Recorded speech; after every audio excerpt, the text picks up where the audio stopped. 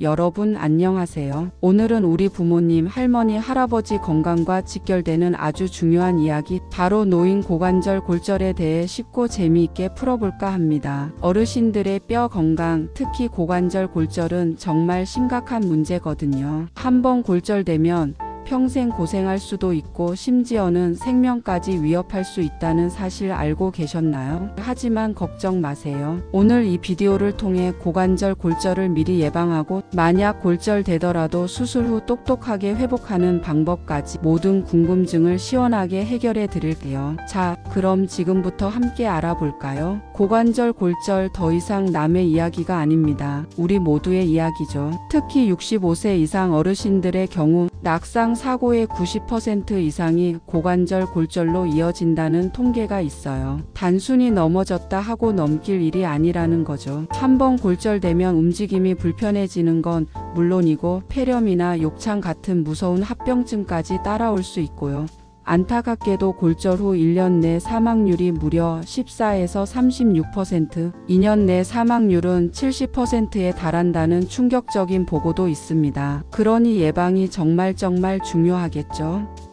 그럼 어떻게 예방해야 할까요? 첫째, 꾸준한 운동은 필수입니다. 근력 강화 운동과 균형 감각을 키워주는 운동은 뼈를 튼튼하게 하고 낙상 위험을 줄이는 데 최고예요. 거창한 운동이 아니어도 괜찮아요. 예를 들어 매일 30분씩 규칙적으로 걷기, 아파트 계단 오르내리기, 혹은 집에서 간단히 할 수 있는 스쿼트나 의자를 이용한 팔다리 운동 등이 있겠죠. 이런 운동들은 뼈에 적당한 자극을 주어 골밀도를 유지하고 동시에 근육을 강화하여 몸을 지탱하는 힘을 길러줍니다. 또한 태극권이나 요가처럼 균형 감각을 향상시키는 운동들은 낙상 위험을 직접적으로 줄이는 데 큰 도움이 됩니다. 중요한 것은 꾸준함이에요. 하루 이틀 하고 마는 것이 아니라 생활의 일부처럼 습관화하는 것이 중요합니다. 혹시 어떤 운동을 해야 할지 모르겠다면 전문가와 상담하여 자신의 몸 상태에 맞는 운동 프로그램을 짜보는 것도 좋은 방법입니다. 둘째, 영양 섭취도 빼놓을 수 없습니다. 뼈 하면 칼슘 아니겠어요? 우유, 멸치, 치즈, 콩 같은 칼슘이 풍부한 음식과 등푸른 생선을 충분히 드시는 게 좋아요. 특히 비타민 D는 칼슘 흡수를 돕는 아주 중요한 역할을 하니 햇볕도 충분히 쬐어주시면 금상첨화겠죠. 비타민 D는 뼈 건강뿐만 아니라 면역력 강화에도 도움을 주니 하루 15분에서 30분 정도 햇볕을 쬐는 습관을 들이는 것이 좋습니다. 또한 단백질 섭취도 중요합니다. 근육은 뼈를 보호하고 지탱하는 역할을 하므로 양질의 단백질을 꾸준히 섭취하여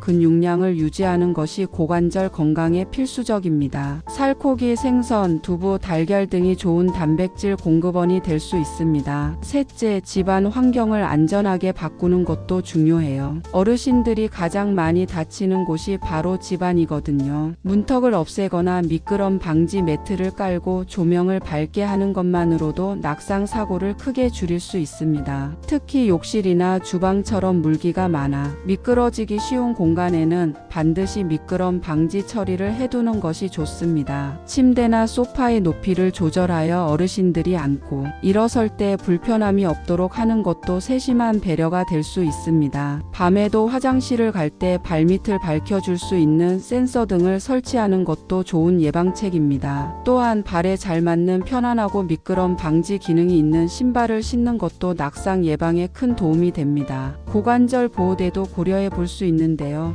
물론 모든 어르신에게 다 효과적인 건 아니지만 요양원이나 병원처럼 기관에 계신 분들이나 특별히 낙상 위험이 높은 어르신들에게는 고관절 골절 위험을 감소시킬 수 있습니다. 하지만 일반적인 활동을 하는 지역 사회 어르신들에게는 불편함이나 실용성 문제로 인해 지속적인 착용이 어려울 수 있으니 개인의 상황과 필요에 따라 신중하게 결정하는 것이 좋습니다. 하지만 안타깝게도 아무리 조심해도 사고는 언제든 일어날 수 있겠죠. 만약 고관절 골절이 발생했다면 주저하지 말고 최대한 빨리 수술을 받아야 합니다. 수술 시기가 늦어질수록 예후가 좋지 않다는 연구 결과도 있어요. 진단 후 가능한 한 빨리 수술하는 것이 바람직하다고 의료진은 이야기합니다. 이는 수술 지연이 합병증 발생률과 사망률을 높일 수 있기 때문인데요. 예를 들어 수술이 24시간 이상 지연될 경우 사망률이 유의미하게 증가한다는 연구 결과도 있습니다. 물론 환자의 다른 건강 문제가 있다면 담당 의사 선생님과 심도 깊은 상의를 통해 최적의 수술 시기를 결정해야 합니다. 고관절 골절 수술 시 마취 방법으로는 전신 마취와 국소 마취 즉 척추 마취가 주로 사용되는데 수술 후 생존율에는 큰 차이가 없지만 심부 정맥 혈전증이나 폐색전증 예방에는 국소 마취가 도움이 될 수 있다는 점도 참고하시면 좋겠습니다. 수술 방법은 골절 부위와 유형, 그리고 환자의 연령 및 활동 수준에 따라 달라지는데요. 골절 부위를 고정하는 내고 정술 또는 손상된 고관절을 인공관절로 대체하는 인공관절 치환술을 시행하게 됩니다. 특히 골절 부위가 심하게 전이되어 해부학적으로 원래대로 맞추기 어렵거나 고정 유지가 어려운 경우에는 인공관절 치환술이 환자의 기능 회복에 더 효과적일 수 있습니다. 여기서 중요한 점, 수술만큼 중요한 것이 바로 수술 후 재활치료라는 사실입니다. 어르신들의 경우 신체 기능 회복에 시간이 오래 걸리기 때문에 수술 후 재활치료는 선택이 아닌 필수예요. 가능하면 수술 후 48시간 이내에 전문가의 도움을 받아 조금씩 움직이고 보행을 시작하는 것이 좋습니다. 이렇게 조기 재활을 시작하면 기능 회복도 빠르고 사회생활 복귀율을 높이며 나중에 더 높은 수준의 병원으로 전원하거나 장기 입원할 확률도 줄어들 수 있어요. 초기에는 침대에서 할 수 있는 간단한 관절 운동부터 시작하여 점차 보행 훈련으로 나아가게 됩니다. 재활치료는 단순히 다리 운동만 하는 것이 아닙니다. 의사, 물리치료사, 작업치료사, 간호사, 사회복지사 등 여러 전문 분야의 인력이 함께 참여하는 다학제적 접근이 필요해요. 각 분야의 전문가들이 환자의 상태를 종합적으로 평가하고 개개인에게 맞는 맞춤형 재활 프로그램을 제공하여 골절 이전 상태로의 회복을 돕는 것입니다. 운동치료는 재활의 핵심이라고 할 수 있습니다. 근력 강화 운동, 균형 운동, 그리고 일상생활 동작 훈련은 수술 후 신체 기능과 삶의 질을 개선하는 데 긍정적인 효과를 줍니다. 예를 들어 하체 근력 강화 운동으로는 발목 펌프 운동, 무릎 펴기, 엉덩이 근육 강화 운동 등이 있으며 점차적으로 체중 부하 운동으로 전환합니다. 균형 운동으로는 한발 서기, 발 뒤꿈치 들고 서기, 그리고 다양한 보행 훈련 등이 있습니다. 또한 상체의 유산소 지구력 운동도 고관절 골절 수술 후 환자의 전반적인 체력과 이동 능력을 향상시키는 데 도움을 줍니다. 이러한 유산소 운동은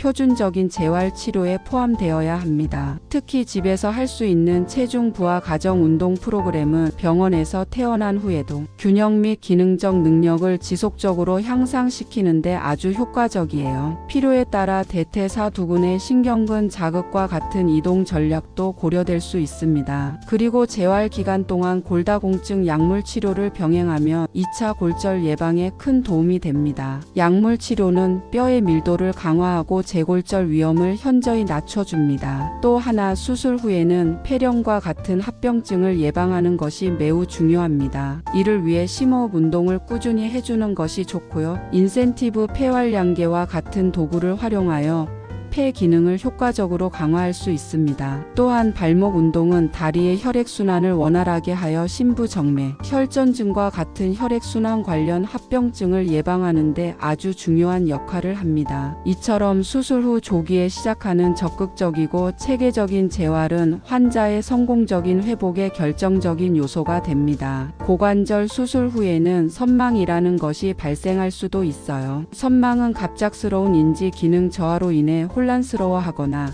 엉뚱한 이야기를 하거나 환각을 경험하기도 하는 증상이에요. 특히 고령 환자들에게는 흔하게 나타날 수 있는 합병증이니 보호자분들은 이러한 가능성을 미리 인지하고 계시는 것이 중요합니다. 선망을 예방하고 관리하려면 몇 가지 방법이 있습니다. 첫째, 노인의학 전문의의 적극적인 개입과 진찰은 선망 발생률과 그 심도를 줄이는 데 큰 도움이 됩니다. 전문가의 상담을 통해 환자에게 적절한 약물 치료나 비약물 물적 중재를 시행할 수 있습니다. 둘째, 예방적으로 낮은 용량의 할로페리돌과 같은 약물 사용은 선망의 심도와 지속 기간을 줄이고 나아가 입원 기간까지 단축시킬 수 있다는 연구 결과도 있습니다. 셋째, 환자 주변 환경을 안정적이고 익숙하게 조성하는 것이 중요합니다. 차분하고 부드러운 목소리로 환자를 안심시키고 지금 있는 곳이 안전하다는 것을 반복적으로 확인시켜 주는 것이 필요합니다. 또한 환자의 가족 사진, 익숙한 물건,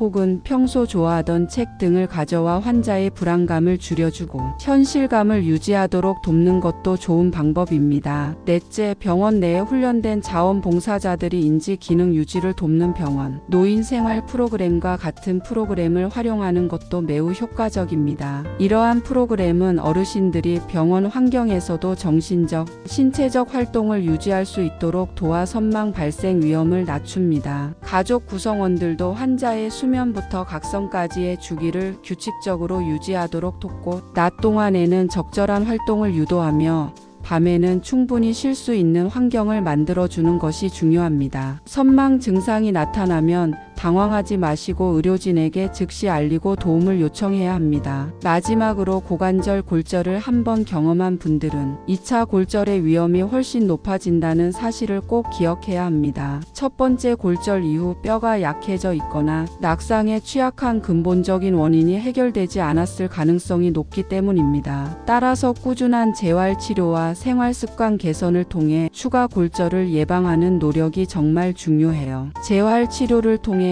근력과 균형 감각을 회복하고 낙상 예방 교육을 철저히 받는 것이 필수적입니다. 더불어 골다공증 치료를 꾸준히 받고 필요하다면 칼슘과 비타민 D 보충제를 복용하는 것도 중요합니다. 또한 정기적으로 병원을 방문하여 골밀도 검사를 포함한 건강검진을 받는 것을 잊지 말아야 합니다. 고관절 골절 치료는 단순히 수술로 끝나는 것이 아니라 환자의 나이, 전반적인 건강 상태, 그리고 회복 후의 활동 목표 등 여러 가지 요소를 종합적으로 고려하여 결정되어야 합니다. 성공적인 치료를 위해서는 적절한 치료 방법 선택, 골절 부위의 정확한 정보, 그리고 견고한 고정술이 필수적입니다. 그리고 수술 후 발생할 수 있는 폐렴, 심부정맥, 혈전증, 욕창과 같은 합병증을 최소화하기 위해 조기에 침상에서 벗어나 활동하는 것이 좋다는 점도 다시 한번 강조하고 싶습니다. 이 모든 과정을 통해 어르신들이 고관절 골절의 아픔을 딛고 다시 건강하고 활기찬 일상으로 복귀하실 수 있기를 진심으로 바랍니다. 오늘 알려드린 예방 수칙과 수술 후 회복 지침들을 잘 기억해 두셨다가 우리 주변의 소중한 어르신들이 건강하고 행복한 노년 생활을 보내실 수 있도록 함께 노력했으면 좋겠습니다. 혹시 더 궁금한 점이 있다면 언제든지 전문 의료진과 상담하는 것을 잊지 마세요. 여러분의 건강한 삶을 응원합니다. 감사합니다.